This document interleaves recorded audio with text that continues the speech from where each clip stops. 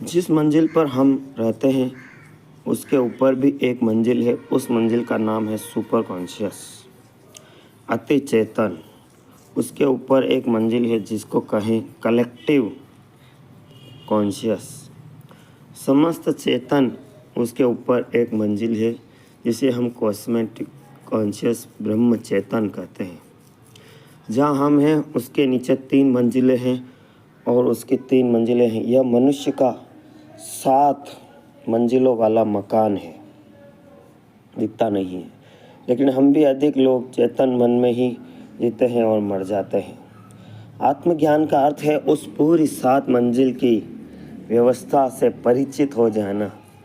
इसमें कुछ अपरिचित ना रह जाए, इसमें कुछ अनजाना न रह जाए।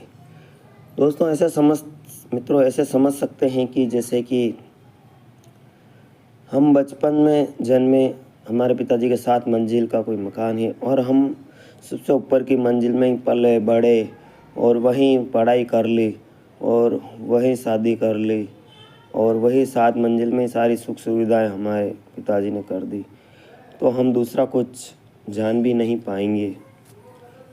इसी तरह क्योंकि यदि कुछ अनजान है तो मनुष्य अपने मालिक, अपना सम्राट कभी नहीं हो सकता। जो अनजान है वह उसकी गुलामी है।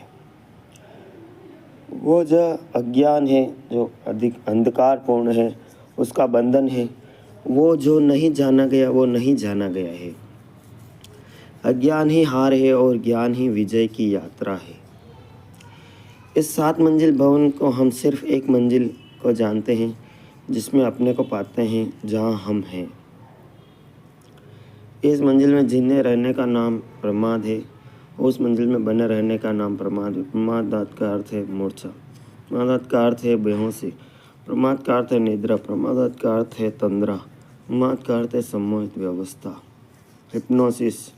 इस मंजिल से इस तरह हिप्नोसिस हो गए कि इस मंजिल में ऐसे सम्मोहित हो गए कि हम इधर से इधर देखते भी हैं।